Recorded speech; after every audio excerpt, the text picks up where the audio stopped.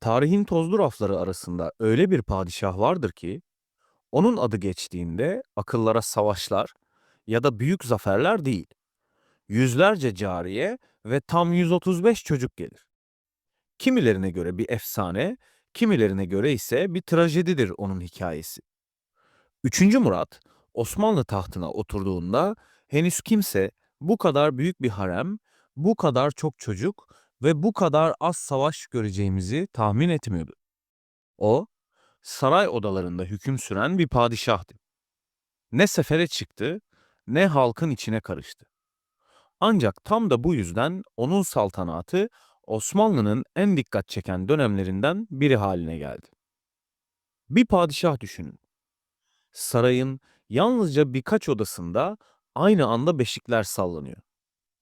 Cariye sayısı 500'ü geçmiş. Her biri birbirinden güzel kadınlar padişahın gözüne girebilmek için yarışıyor. Saray bir aşklar arenasına, devletse adeta bir kukla sahnesine dönüyor. Devletin gerçek yönetimi kadınların ve dal kavukların eline geçerken padişah haremde günlerini müzik, dans ve gösterilerle geçiriyor. Ama dışarıdan bakıldığında Osmanlı İmparatorluğu toprak bakımından tarihin en geniş sınırlarına ulaşıyor. İşte bu çelişkilerle dolu bir portredir. 3. Murat'ın hikayesi. Peki, ama nasıl oldu da bu kadar çok çocuk dünyaya geldi? Padişah neden sefere çıkmadı? Haremde neler yaşandı? Safiye Sultan'dan Valide Nurbanu'ya, maskaralardan cücelere kadar saraydan kimler hangi rolü üstlendi? Şimdi tüm bu soruların peşine düşüyor ve tarihin en sıra dışı Osmanlı padişahlarından biri olan Sultan 3. Murat'ın hikayesine birlikte dalıyoruz. Sultan 3. Murat 1546 yılında Manisa'da doğdu. Babası Kanuni'nin oğlu ve Osmanlı'nın 11. padişahı olacak olan 2. Selim, annesi ise güçlü karakteriyle tarihe damga vuracak Nurbanu Sultan'dı. Daha çocukken saray terbiyesi aldı ve genç yaşta sancak beyliği görevine başladı. Osmanlı geleneğine göre şehzadeler devlet yönetimini öğrenmeleri için sancaklara gönderilirdi. Murat da önce Aydın, sonra Manisa gibi önemli sancaklarda görev aldı. Bu yıllar sadece devlet deneyimi değil, aynı zamanda onun özel hayatında da belirleyici oldu. Çünkü burada saray tarihine damga vuracak bir kadınla tanıştı. Safiye Sultan. Arnavut kökenli, güzel, zeki ve etkileyici bir kadındı. Murat'ın hayatına bir hediye olarak girdi ama kısa sürede sadece bir cariye değil, onun gönlünün sultanı oldu. Bu aşk o kadar büyüktü ki Murat yıllarca başka hiçbir kadına yüz vermedi.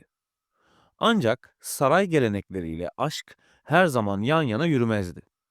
1574 yılında babası 2. Selim'in ölümüyle tahta geçen Murat, çocuk yaşlarından beri hazırlandığı görevine kavuşmuştu. Ama bu tahta çıkış sadece onun değil, kardeşlerinin sonu olacaktı. Çünkü Osmanlı'da taht için kardeş katli bir zorunluluk kabul ediliyordu. 3. Murat tahta çıktığı gün Osmanlı'nın en karanlık geleneklerinden birini uygulamak zorunda kaldı. Kardeşlerini öldürtmek. Henüz 28 yaşında bir padişah olarak 5 erkek kardeşinin cellatların ellerinde boğdurulmasına bizzat onay verdi. Sarayın duvarları içinde yankılanan bu feryatlar sadece kardeşlerin değil, onun içindeki bir parçayı da öldürdü belki. Fakat bu katliamın asıl amacı belliydi. Hanedan içinde taht kavgası çıkmasın. Osmanlı Devleti bir iç savaşa sürüklenmesin. Ancak ne kadar meşru görülse de bu tür uygulamalar hem sarayın içinde hem halk nezdinde travmatik izler bırakıyordu. Üstelik bu onun ilk kanlı kararı da olmayacaktı. İlginçtir ki katliamdan sonra Murat uzunca bir süre başka çocuk yapmadı.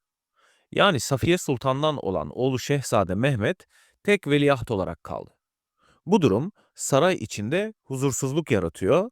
Özellikle annesi Nurbanu Sultan başka çocukların da olması için baskı kuruyordu. Taht bir tek şehzade üzerine kurulamazdı. Ya ona bir şey olursa? Nurbanu Sultan, Osmanlı tarihinin en etkili kadınlarından biriydi. Oğlunun padişah olmasıyla birlikte Valide Sultan unvanını aldı ve haremde mutlak bir otorite haline geldi. Ancak Murat'ın Safiye Sultan'a olan bağlılığı onun gücünü kısıtlıyordu. Çünkü Safiye, padişahı etkileyebilecek yegane kadındı ve bu durum Nurbanu'nun planlarını bozuyordu. Bu yüzden Nurbanu Sultan, oğlunu Safiye'den uzaklaştırmak için akıl almaz yöntemlere başvurdu. Dünyanın dört bir yanından güzeller getirdi, saraya cariye olarak sundu. Murat ise yapısı gereği kimseyi kıramayan, hayır demekten çekinen biriydi. Zamanla bu kadınlarla birlikte olmaya başladı. Bu, haremin kapılarının ardına kadar açıldığı andı. Artık sadece bir aşk hikayesi değil, bir devlet politikası söz konusuydu. Nurbanu Sultan'ın amacı netti. Daha fazla şehzade, daha güçlü bir hanedan. Fakat bu sürecin sonunda Murat kendini sarayın içinde adeta bir kuklaya dönüşmüş olarak bulacaktı. Safiye Sultan padişahın ilk göz ağrısıydı ama haremin kuralları tek bir aşkla yürütülemezdi. Cariye sayısı hızla artarken Safiye Sultan'ın etkisi kırılıyor, yerine yeni gözde adaylar geliyordu. Harem artık padişahın keyif aldığı bir alan olmaktan çıkıp kadınlar arasında güç savaşlarının döndüğü bir siyaset sahnesine dönüştü. Bu kadınlar sadece güzellikleriyle değil, zekalarıyla, entrikalarıyla ve ittifaklarıyla öne çıkıyorlardı. Padişahın odasına girmeyi başaran her cariye hem kendi kaderini hem de doğacak çocuğunun geleceğini belirlemiş oluyordu. Her doğan şehzade potansiyel bir tahttı. Haliyle bu da cariyelerin birbirine karşı büyük kıskançlıklar, sabotajlar ve iftiralarla dolu bir ortamda yaşamasına neden oluyordu. Üçüncü Murat ise bu karmaşık atmosferde her geçen gün daha fazla içe kapanıyor, devlet işlerinden elini eteğini çekiyordu. Onun yerine ise kadınlar, dal kavuklar ve saray eğlenceleri alıyordu. Böylece haremin içinde dönen entrikalar doğrudan devlet politikalarına yön vermeye başladı. Saray artık sadece cariyelerin değil, birbirinden ilginç figürlerin de yuvasıydı. Cüce Nasuh, Cüce Cihut, maskaralar, rakkaslar ve türlü türlü eğlence erbabı.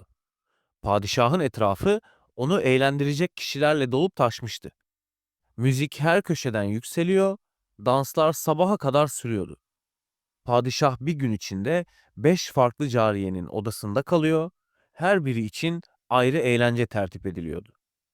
Bu figürler sadece eğlence değil, aynı zamanda güç odağı haline gelmişti.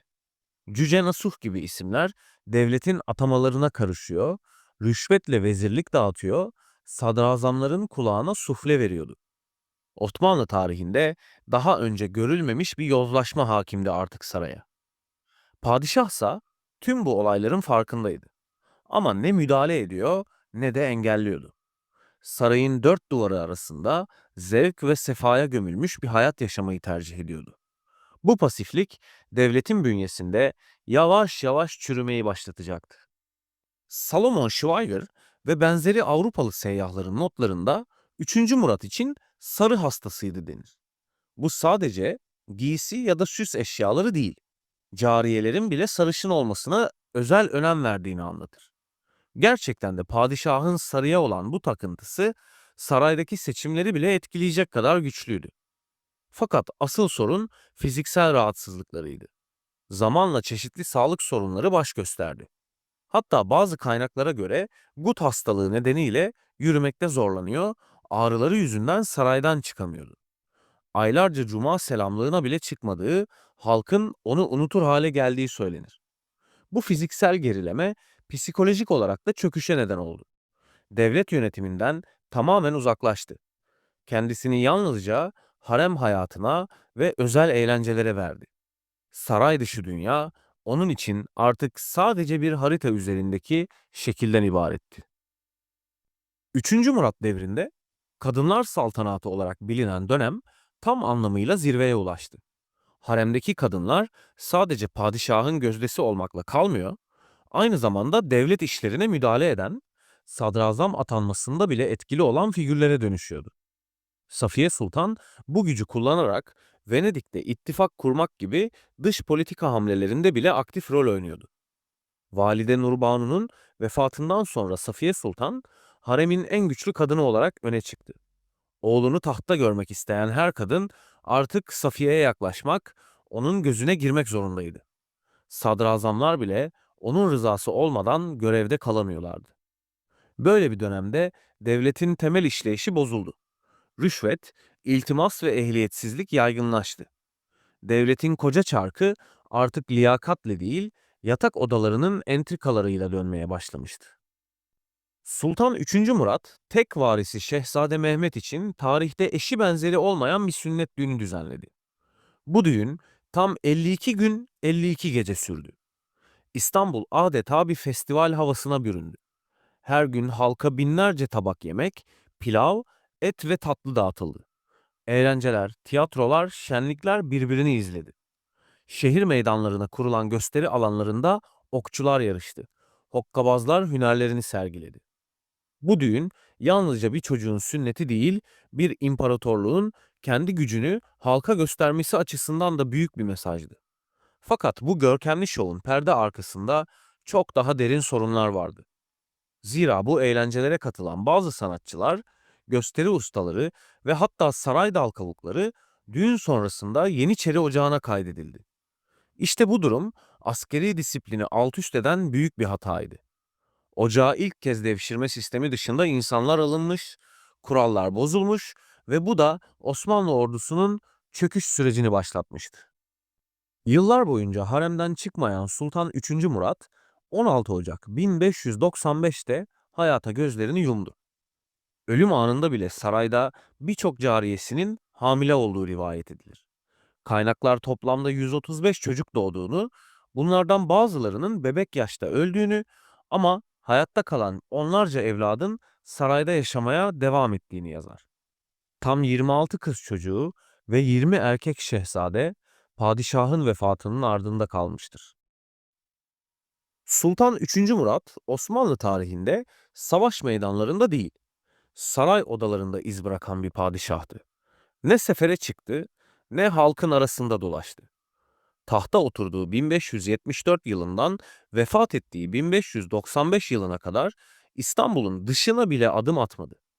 Fakat ilginçtir ki onun döneminde Osmanlı İmparatorluğu 19 milyon 902 bin kilometre karelik toprakla tarihin en geniş sınırlarına ulaştı. Bu bir çelişki gibi görünse de açıklaması basitti. Sadrazam Sokullu Mehmet Paşa, Lala Mustafa Paşa, Koca Sinan Paşa ve Ferhat Paşa gibi güçlü devlet adamları padişahın yokluğunu hissettirmeyecek şekilde devleti yönetmeyi başarmışlardı. Ancak bu başarı uzun vadede sürdürülebilir olmadı. Çünkü devletin tepesi boştu. Boşluklar bir gün mutlaka doldurulmak zorundaydı. Ya liyakatle ya da entrikayla. Üçüncü Murat'ın ardında bıraktığı şey yalnızca yüzlerce çocuk, binlerce cariye ya da görkemli düğünler değildi. Aynı zamanda kadınların gücünün zirve yaptığı, saray entrikalarının devleti yönettiği, ordunun disiplinden koptuğu, kardeş kanının göklere yükseldiği bir dönemdi. Onun hikayesi, ihtişamla yozlaşmanın yan yana yürüyebileceğini gösteren tarihi bir uyarıdır.